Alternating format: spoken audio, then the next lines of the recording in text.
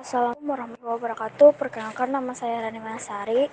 Di sini saya akan menjelaskan tentang CPG, panggul sempit, disimak dan diperhatikan baik-baik ya. Terima kasih. Yang dulu aku SC karena panggul sempit, kira-kira kelahiran yang sekarang aku bisa nggak sih lahiran normal? Nah, sebenarnya panggul sempit itu apa sih? Yuk kita bahas dalam video kali ini. Mungkin kalian udah pernah dengar ya soal panggul sempit ini. Nah, sebenarnya panggul sempit ini adalah suatu kondisi di mana panggul ibu itu memang lebih kecil atau ukurannya tuh lebih sempit lah ya dari ukuran panggul yang normal. Nah, gimana caranya kita tahu apakah panggul kita sempit atau tidak? Itu sebenarnya bisanya dilakukan ya dengan mengukur panggul. Jadi nggak bisa sih sebenarnya kalau misalnya kita kira-kira aja kayak, wah itu panggulnya pasti sempit tuh, wah yang itu panggulnya pasti lebar. Itu nggak bisa, itu kurang valid. Jadi tetap kita harus melakukan pemeriksaan, bisa dengan diukur dengan jangka panggul, atau kalau misalnya kalian hamil itu bisa melalui USG untuk melihat apakah ada disproporsi kepala panggul atau ketidakseimbangan ukuran kepala dengan panggul.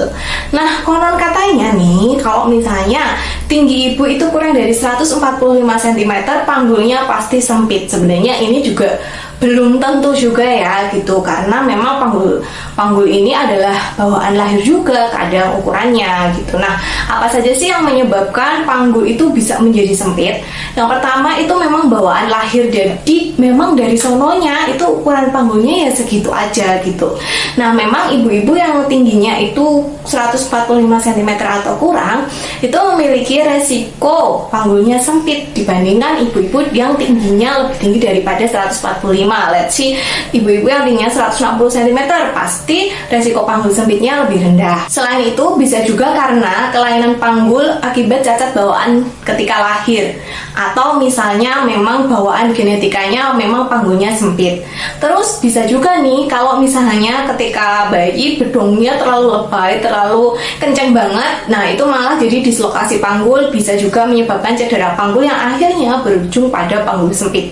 Selain itu, bentuk panggul ini juga bisa dipengaruhi kalau misalnya ibu mengalami cedera ketika misalnya kecelakaan, atau misalnya olahraga lalu salah terus jadi cedera berat, itu juga bisa menyebabkan kelainan bentuk panggul yang ujung-ujungnya jadi panggul sempit. Dan bisa juga kalau misalnya ibu ini sejak kecil mengalami malnutrisi atau kekurangan nutrisi, jadi akhirnya pertumbuhannya tidak sempurna.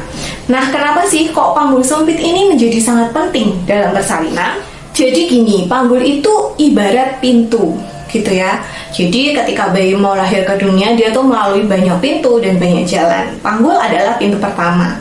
Jadi kalau misalnya janin kalian itu tidak bisa masuk panggul, tidak bisa melewati panggul, otomatis dia tidak akan bisa melewati jalan lahir dan tidak akan bisa melewati vagina. Ya gimana? Orang pintu pertamanya aja dia tidak bisa lewat gitu. Makanya kalau misalnya kalian belum pernah melahirkan secara normal dan ini adalah anak pertama kalian, terus misalnya usia 37 sampai 38 minggu kok janin kalian ini belum masuk panggul. Nah, di sini curiga apakah ada cephalopelvic disproportion atau disproporsi kepala dengan panggul. Jadi kondisinya itu kepala janin dan panggul kita itu nggak seimbang gitu loh. Entah panggul kita yang terlalu sempit untuk dilewati janin, atau janin kita yang kepalanya tuh terlalu gede sehingga nggak bisa masuk ke panggul kita gitu. Nah, kalau misalnya kasusnya adalah yang kedua, janinnya terlalu gede, nggak bisa masuk panggul, panggul kita normal, tentu aja kalau misalnya sekarang kita nggak bisa lahiran normal, selanjutnya bisa SC. Tapi kalau kondisi yang kedua, memang panggul kitanya yang sempit padahal ukuran janinnya normal, sehingga akhirnya janinnya ini nggak bisa masuk panggul, ya kemungkinan besar persalinan selanjutnya kita harus SC, karena janinnya nggak bisa lewat pintu itu tadi loh Bu. Jadi memang untuk bisa lahir ke dunia ini, yang pertama-tama janin harus bisa masuk panggul dulu gitu. Itulah kenapa 37-38 minggu sebaiknya kehamilan pertama, persalinan pertama itu janin sudah masuk panggul.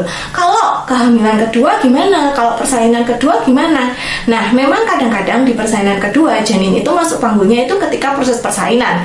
Tapi kita kan udah tahu bahwa panggulnya ini teruji, bahwa panggulnya ini memang bisa dilewati janin gitu loh. Jadi janinnya tuh dulu nggak macet.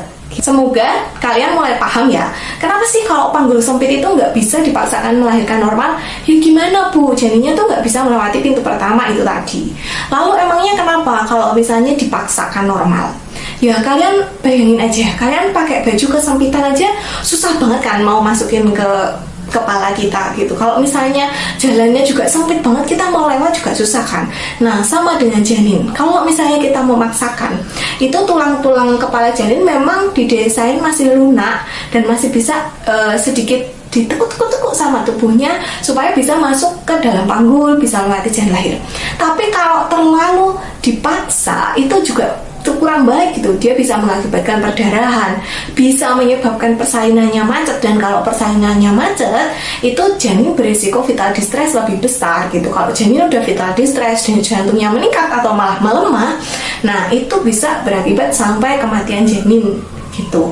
Jadi memang persalinan dengan panggul sempit ini agak-agak berisiko juga kalau misalnya dipaksakan gitu ya. Jadi semoga ada sedikit gambaran kenapa sih kalau panggulnya sempit itu harus di SC, dan kenapa sih nggak bisa dipaksa normal ya, karena memang terlalu berisiko Bu gitu.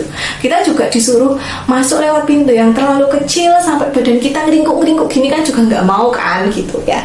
Sama seperti itu. Lantas kalau misalnya kita udah didiagnosa, wah panggul kamu sempit nih, apakah kita bisa melahirkan normal? Jawabannya ada harapan untuk melahirkan normal dengan syarat janinnya ini beratnya tidak terlalu besar, cenderung kecil, dan kepalanya bisa masuk panggul gitu. Jadi intinya memang kepalanya ini harus masuk panggul gitu. Jadi bisa nggak panggul sempit melahirkan normal? Ya bisa, kalau misalnya janinnya memang kecil gitu, mungkin lebih kecil daripada ukuran janin pada umumnya, itu kan dia bisa masuk panggul, jadi dia bisa keluar. Tapi kalau janinnya besar ya tentu saja tidak bisa. Seperti itu ya. Jadi semoga dengan menonton video ini, ibu-ibu yang mungkin memiliki panggul sempit jadi sedikit bisa memahami dan bisa menerima keadaan. Yang terpenting adalah ya, persalinan SC itu bukan dosa Bu. Kalau misalnya memang indikasinya panggul sempit, ya mau gimana lagi, memang janinnya tidak bisa keluar secara pervaginal. Bukan karena ibunya manja, bukan karena ibunya tidak bisa mengejan, bukan karena ibunya malas, tapi memang itu adalah komplikasi kelainan yang memang membutuhkan tindakan medis. Semoga cukup jelas ya penjelasan singkat kali ini tentang panggul sempit, karena memang aku masih banyak menerima pertanyaan soal, Bu kalau panggulku sempit masih bisa lahiran normal ya? Bu kalau misalnya panggulku sempit masih bisa ditunggu nggak ya? Atau harus SC gitu. Nah, semoga dengan menonton video ini kalian bisa menemukan jawabannya ya. Semoga sehat selalu. Sampai jumpa di video selanjutnya. Klik tombol subscribe dan follow aku di Instagram @bidangkriwil. Bye!